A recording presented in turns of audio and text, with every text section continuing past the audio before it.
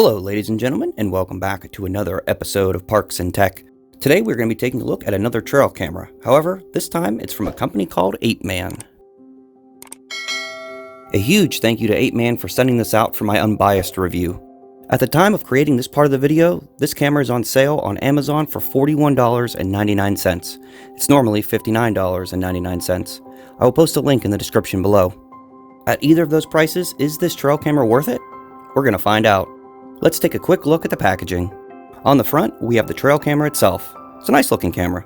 On the side, we have some features: HD video, 2.4-inch LCD screen, monthly standby time, and IP66 waterproof rating.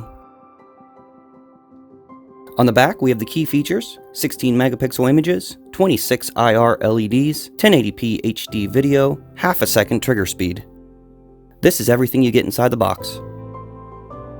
The camera itself, warranty card, instruction manual, mounting strap, mini USB cable,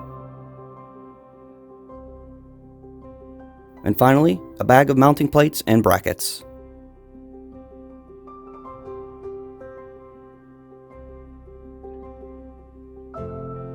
Taking a closer look at the camera, you can see all 26 IR LEDs, the camera lens, and the motion sensor.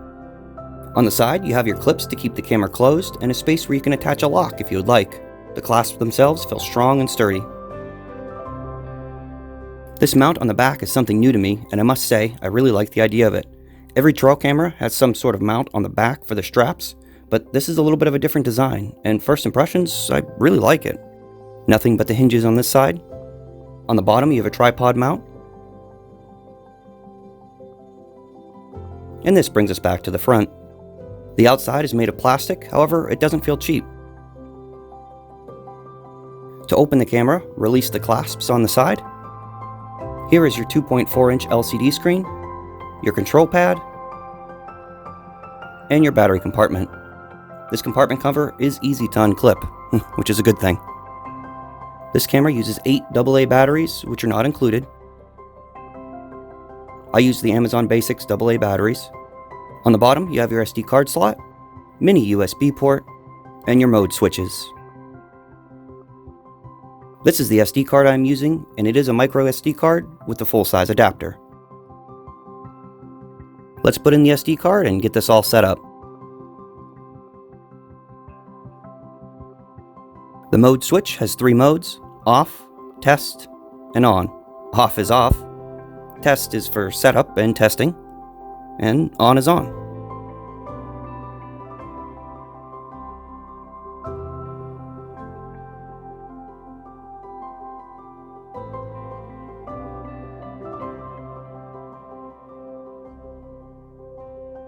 Press the menu button, use the arrows to navigate the menu, click OK to select.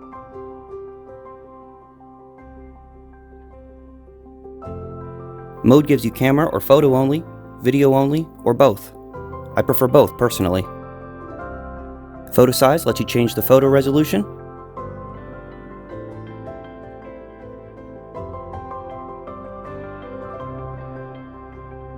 Video size lets you change the video resolution.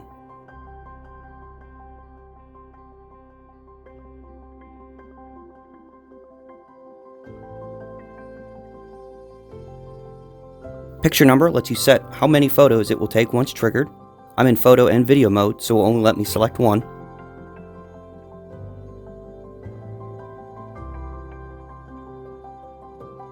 Video length is simply how long it will record the videos.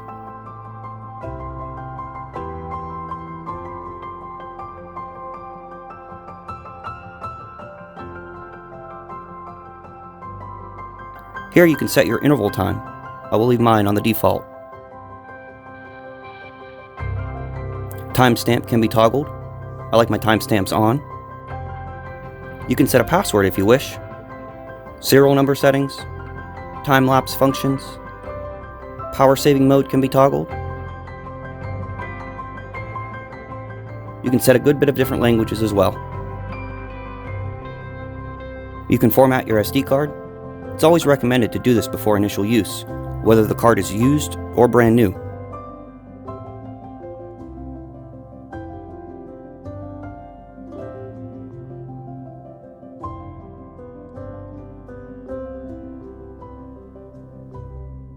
Here's where you can set the date and time.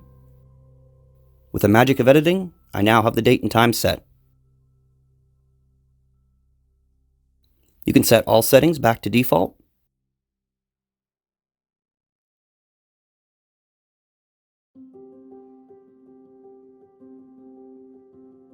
Auto power off interval. Volume and audio settings. Volume for playback on the actual camera itself.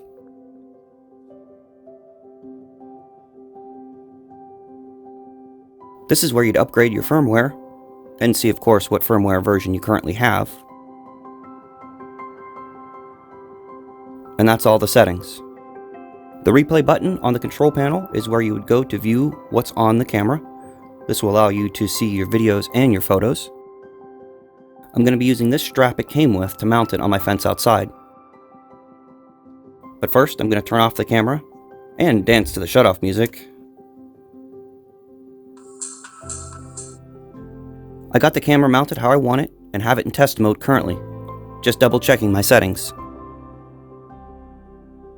Once all set, we push the switch to on.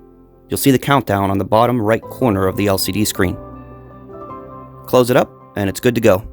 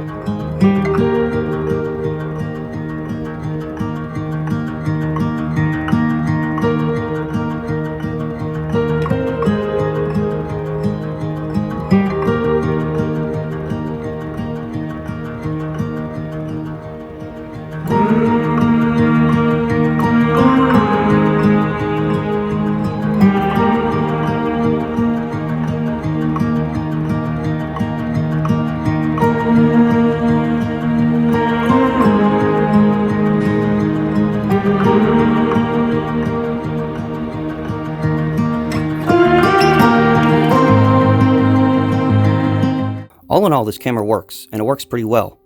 It feels well made and doesn't feel cheap, despite the cheaper price tag. For the price, the video and picture quality are pretty good. It's not the best quality out there, but it doesn't claim to be, and it's far from the worst I've ever seen. The audio is decent and should work fine for most people. I had this trail camera set up next to all my other ones, and this one captured everything those ones did. If you can get this on sale for $41.99, it's a steal if you ask me. As long as you aren't expecting the best camera quality out there, I don't think you'll be disappointed at all. This trail camera has my recommendation for anyone looking for a decent trail camera at a great price. Again, I will put a link in the description below for Amazon. I really appreciate you taking the time to watch this video. Please be sure to hit that thumbs up button, and if you haven't already, make sure you subscribe and hit that bell notification so you won't miss a day when I post a new video. Expect a lot more coming soon. Thanks again, and we'll see you in the next one.